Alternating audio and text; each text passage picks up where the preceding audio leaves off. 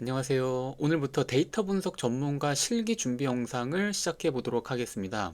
일단 첫 번째 강의는 31회 실기 기출문제로 추정되는 데이터랑 추정되는 문제로 시작을 해보려고 합니다. 한번 데이터를 훑어보도록 하겠습니다. 지금 데이터를 보시게 되면은 뭐 성별, 나이, 키, 몸무게가 있고요. 그리고 Family History of 뭐 Weight, 그러니까 가족 중에서 이제 과체중인 사람이 있느냐라는 데이터도 있고요. 그리고 여기서부터는 제가 좀 찾아봤는데 FEVC, 그러니까 Frequent Consumption of High Calorie Food더라고요. 고칼로리 음식을 얼마나 자주 먹냐. FCVC, 이거는 Frequency of Consumption of Vegetable, 야채는 먹냐. 하루에 식사는 몇 번이나 하냐. 식사 중간에 뭐 간식은 얼마나 먹냐. 이러한 환자의 체중 관련해서 영향을 미칠 만한 정보들을 이용을 해가지고 이 샘플에 해당하는 이 환자분께서 어떠한 체중 카테고리에 지금 현재 속해 있느냐. 지금 이 마지막에 있는 이 열이 이제 그 종속 변수, 타겟 변수입니다. 그래서 이 샘플에 해당하는 사람이 지금 어떤 체중 카테고리에 있는지를 분류 예측 모델을 만드는 것이 이 문제의 목표입니다. 그래서 이 종속 변수, 이 타겟 변수만 조금 더 깊게 좀 들여다보면은 지금 이렇게 보시게 되면 총 7개의 고유값을 가지고 있는 것을 확인해 볼 수가 있습니다. 그러니까 normal weight는 이제 정상 체중이겠죠. 정상 체중, 과체중 1, 과체중 2, 비만 1, 비만 2, 비만 3, 그리고 이거는 저체중. 그래서 이렇게 이 사람이 총 이 7개의 카테고리 중에서 어떠한 카테고리에 속하는지를 예측하는 분류 모델을 만드는 것이 이 우리의 목표입니다. 그래서 이제 그 이 문제를 좀 살펴보면은 이러한 문제를 이제 풀어야 됩니다. 위 데이터로. 뭐 EDA하고 결측치 및 이상치를 판단하고 처리하라. 데이터 전처리 기법 두 가지를 설명을 하고 주어진 데이터에 적용 시 어떤 효과가 있는지 설명하라. 뭐 이런 문제들이 있는데요. 잠깐 말씀을 드리면은 일단은 이 데이터 전처리 기법 두 가지 같은 경우에는 전혀 이 데이터의 도메인에 대해서 몰라도 이런 것들은 이제 가능합니다. 그러니까 데이터의 도메인에 대해서 좀 자세히 아는 것이 EDA를 수행을 하고 데이터를 전처리를 하는데 분명히 유리한 부분이 있습니다.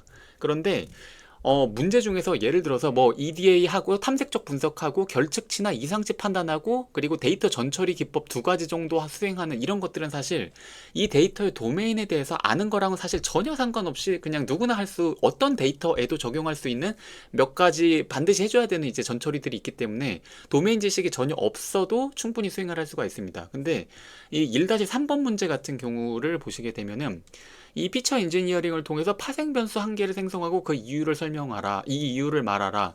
이거부터는 도메인 지식이 아예 없으면은 이런 파생 변수를 생성하는 것이 조금은 어려울 수가 있습니다. 근데 이 파생 변수를 생성하는 것도 이 문제를 좀 많이 풀어보다 보면은 굉장히 뻔한 것들이 좀 이제 있거든요. 이게 어떤 분야의 어떤 필드의 데이터느냐에 따라서 조금씩 차이가 있기는 한데 어떠한 데이터를 가공을 해가지고 어떻게 파생 변수를 만드는지도 약간은 좀 뻔한 패턴이 약간 좀 있기는 합니다. 그래서 그런 식으로 좀 문제를 해결해 볼 거고요.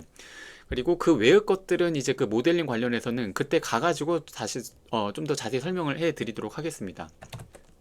자, 그럼 본격적으로 EDA 및 결측치 및 이상치를 판단하고 처리하라 라는 1번 문제를 풀어보도록 하겠습니다.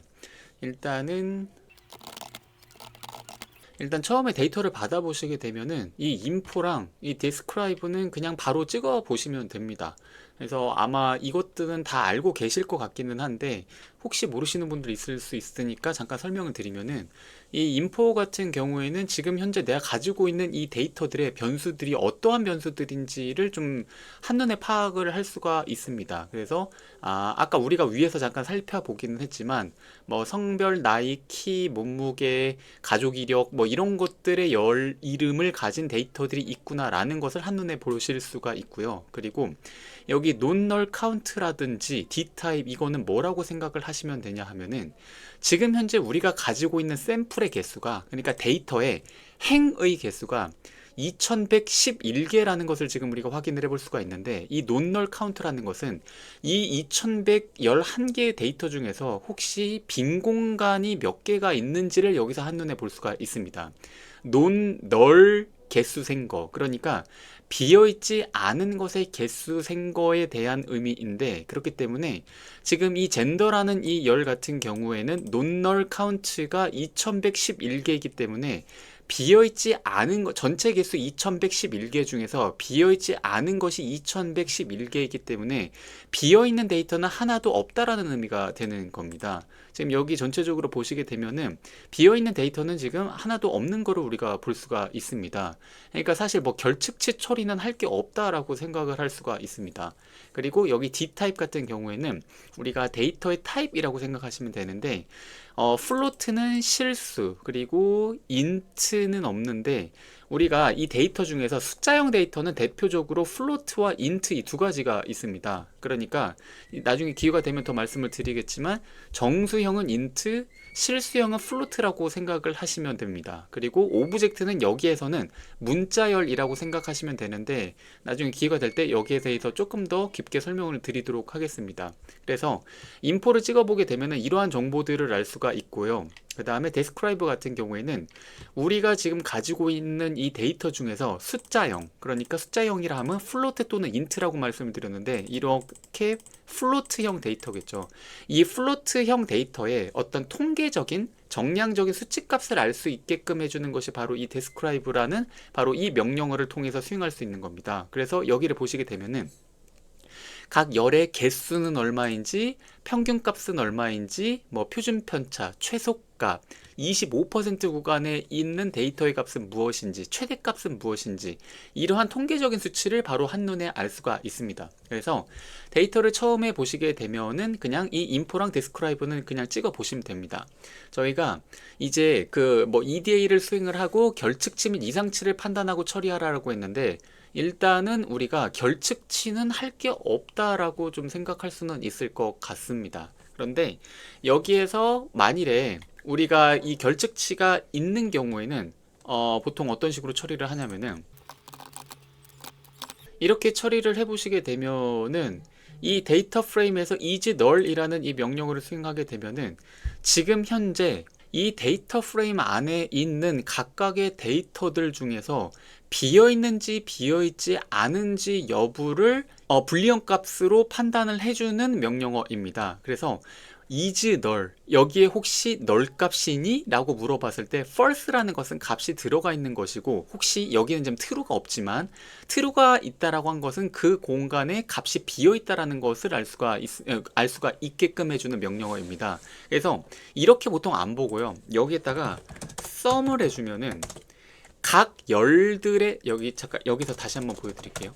여기에서 sum을 하게 되면은 각 열들의 값들을 전부 다 더해달라라는 명령어가 되는데, 그 말인즉슨 여기를 false는 0으로 치환해서 생각해 보시고 true는 1이라고 치환해서 생각을 해보시게 되면은 이 열 안에 true가 몇 개가 있는지의 개수를 세주라는 명령어랑 똑같은 얘기가 됩니다. 그래서 여기에서 sum을 수행을 하게 되면은 이 공간 안에 true 값이 몇 개가 있는지를 카운트 해주는 명령어가 되는 것인데, 지금 여기 보시게 되면은 전부 다 0입니다. 그 말인즉슨 지금 우리가 가지고 있는 데이터 중에서 비어있는 값은 없다라는 것이 판단이 되는 겁니다. 사실 우리가 여기에서 이거를 보고 이미 결측치가 없다라는 것은 이미 확인을 했지만, 실제로 이렇게 is null을 찍어 봐가지고 어떤 정량적인 값으로다가 이제 그 결측치가 없다라는 것은 우리가 확인을 한 것이 됩니다. 자, 그럼 EDA를 시작해 보겠습니다. 데이터마다 조금씩 다르겠지만 저는 페어 플롯은 거의 먼저 그려보는 편이거든요. 그래서 페어 플롯을 먼저 좀 그려보겠습니다. 뭔지는 제가 그려보고 그래프를 보면서 설명을 드릴게요.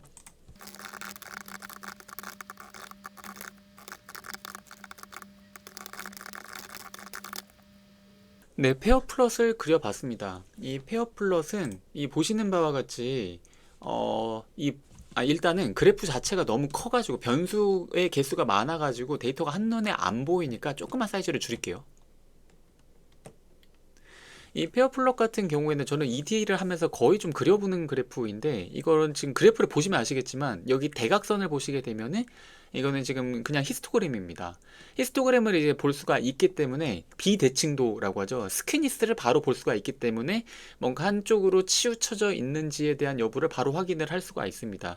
이게 한쪽으로 이게 스키니스가 너무 크게 되면은 이제 그 뭐 로그를 취해주든지 아니면 뭐 다른 방법을 통해 가지고 좀 스키니스를 좀 줄여주는 전처리를 하고는 하잖아요.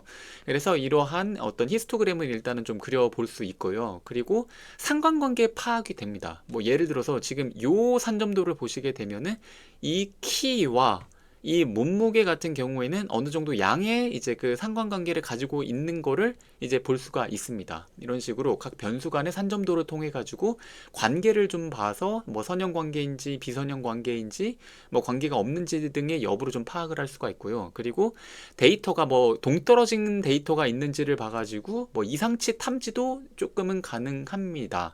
네, 이런 식으로 약간 그 중요한 데이터의 패턴을 좀 볼 수 있는 것이 이제 페어 플롯인 것 같아요. 그리고 저는 종속 변수의 분포는 좀 그려보는 편이거든요. 그래서 종속 변수의 분포부터 먼저 좀 그려보게 되면은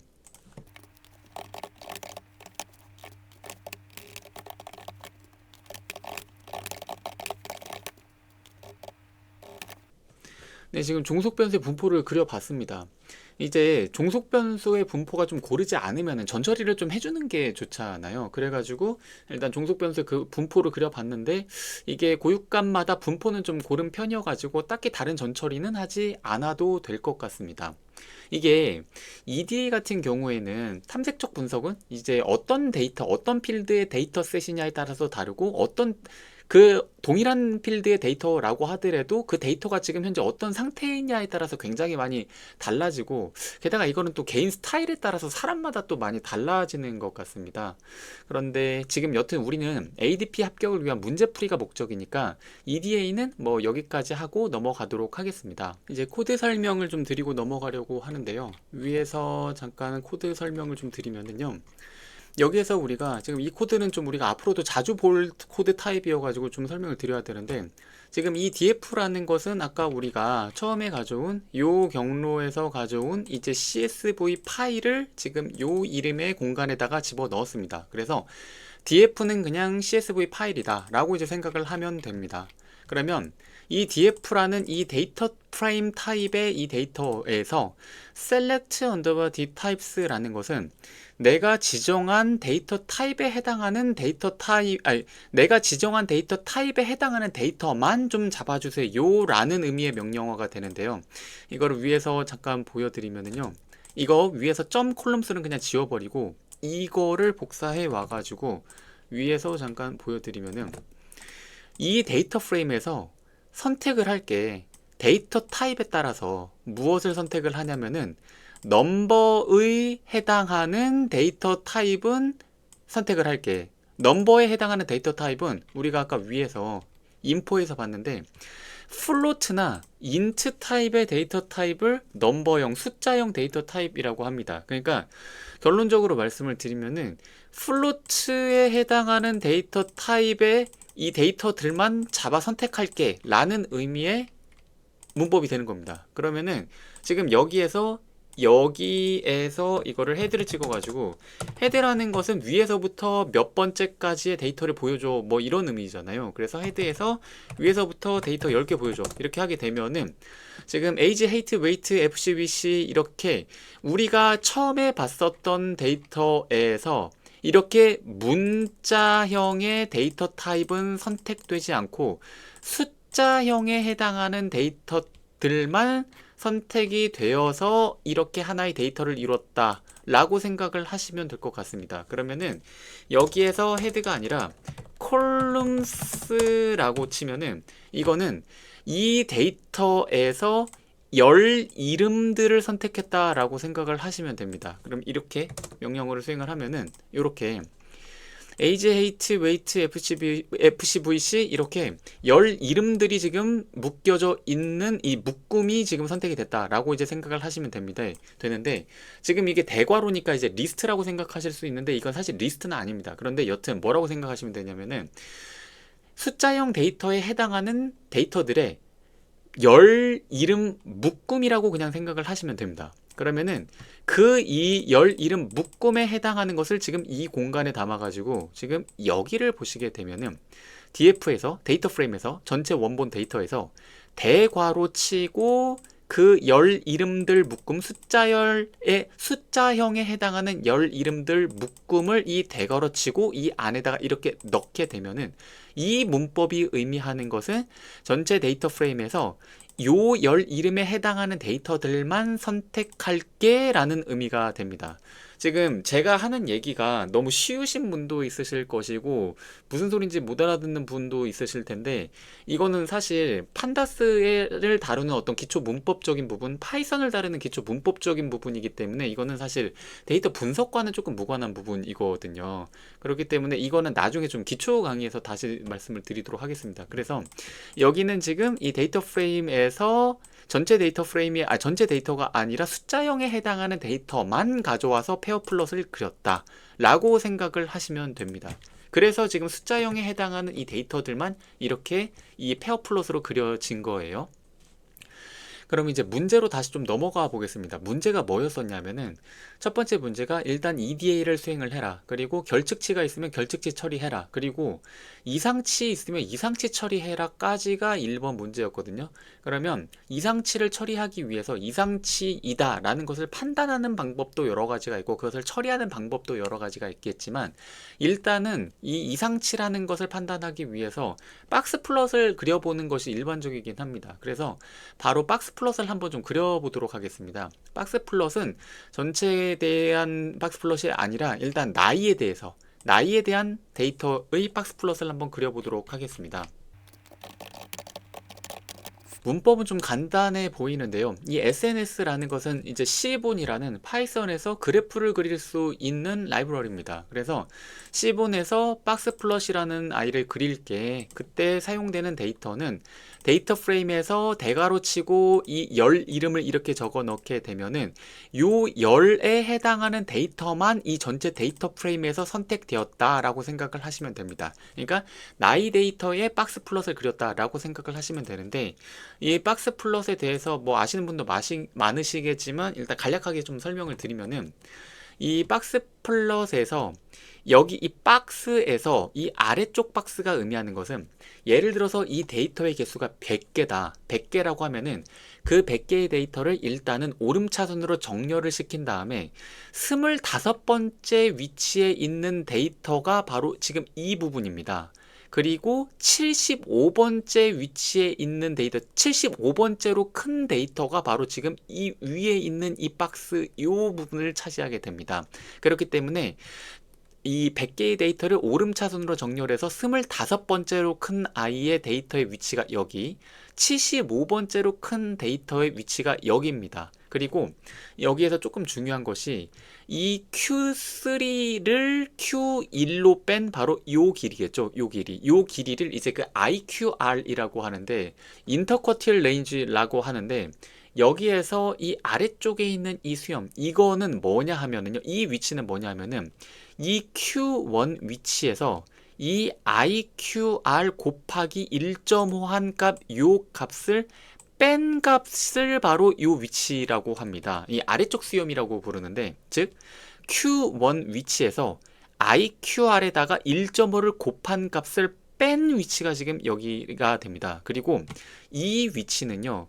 Q3에서 그러니까 75번째로 큰 놈의 위치 Q3에서 IQR에다가 곱하기 1.5를 한 아이를 더한 값 위치에 있는 위치에 있는 데이터가 바로 이 위치라고 생각을 하시면 됩니다. 그러면은 여기가 아래쪽 수염, 여기가 위쪽 수염인데 이상치는 이 범위를 벗어난 여기 있는 데이터, 이 아래쪽 범위를 벗어난 이 데이터, 이 부분을 아웃라이어, 이상치라고 판단하는 경우가 많습니다. 물론 이 이상치에 대한 정의가 이 방법만 있는 것은 아닌데 일반적으로 이 아래쪽 수염과 위쪽 수염 이 Q1에서 IQR 곱하기 1.5한 값을 뺀 값 바로 아래에 있는 데이터들 그리고 Q3 플러스 1.5 곱하기 IQR 한 값 바로 이 위쪽 수염 위쪽에 있는 데이터를 아웃라이어로 보는 경우가 많습니다. 그러면은 여기에서 그려볼 그래프는 숫자형 데이터들은 전부 다 그래프를 그려볼 건데요. 이 에이지뿐만 아니라. 근데 우리가 위에서 보셨겠지만 지금 num 언더바 course라는 바로 이 공간에 숫자형 데이터에 해당하는 열 이름들의 묶음이 지금 여기 num 언더바 course에 들어가 있다라고 제가 아까 말씀을 드렸습니다. 그러면 이 데이터를 이용을 해가지고 우리가 그래프를 한번 그려볼 건데요. 반복문을 활용을 할 겁니다. 자, 지금 제가 그래프를 그렸는데 잠깐 문법부터 좀 설명을 드릴게요. 가볍게. 지금 여기 보시게 되면은 이 num 언더바 course라는 것은 숫자형에 해당하는 데이터들의 열 이름들 묶음이라고 했습니다. 그런데 이 포문에서는 이 공간 안에 있는 첫 번째 요소를 빼와서 일단 이 콜이라는 공간에 담고 이제 이 포문 안쪽으로 들어옵니다. 그러면은 이 콜이라는 이 공간 안에는 지금 어떤 열 이름이 지금 들어가 있는데 그 열 이름에 해당하는 박스 플롯을 그리고 다시 이쪽으로 온 다음에 이번에는 두 번째 요소에 해당하는 열 이름을 가져와서 콜에다가 넣고 이 두 번째 요소의 이름에 해당하는 열 이름에 해당하는 그 박스 플롯을 그리고 이런 식으로 돌아가는 것이 지금 포문인데 이 포문에 대해서 아직 잘 모르고 계시면은 제가 이것도 이제 그 기초 문법 때 다시 좀 설명을 드리겠습니다. 그래서 지금 우리가 숫자형 데이터에 해당하는 모든 박스 플롯을 지금 그렸다라고 생각을 하시면 되는데 이런 식으로 그래프를 그리게 되면은 안 됩니다. 지금 여기 보시게 되면은 그래프가 지금 그려졌는데 이건 왼쪽에 지금 이 Y축을 보시게 되면은 어떤 데이터에 해당하는 박스 플롯을 그렸는지는 지금 아시겠지만 너무 보기가 힘듭니다. 그래서 이런 것들은 보통 어떻게 하냐 하면은요. 이제 전체 그래프 창에다가 서플롯으로 조그만한 그래프들을 여러 개를 함께 박아 놓는 식으로다가 그래프를 그려야 되거든요. 그래서 코드를 조금만 수정을 하겠습니다.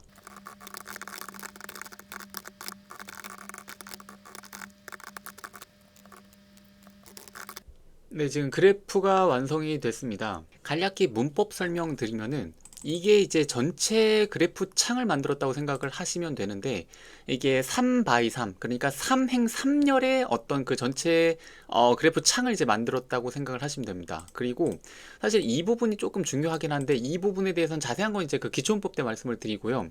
이런 식으로 수행을 하게 되면은 복잡하게 뭔가 코드를 짤 필요가 없습니다. 그러니까 이게 사실 그래프를 여러 창에다가 그래프를 그려보신 분들은 제가 지금 무슨 말을 하는지 아실 수도 있는데 이게 지금 3 곱하기 3 3행 3열의 어떤 그 전체 그래프 창을 만들었기 때문에 여기에다가 그래프를 하나하나 박아 넣으려면은 2차원에 해당하는 어떤 이 그래프 위치를 이제 지정을 해줘야 되거든요. 그런데 이 flatten이라는 이 함수로 이 2차원 데이터를 1차원으로 펴주게 되면은 아주 간단하게 앞에서부터 순서대로 이렇게 이 조그마한 그래프를 채워 넣는 것이 가능하거든요.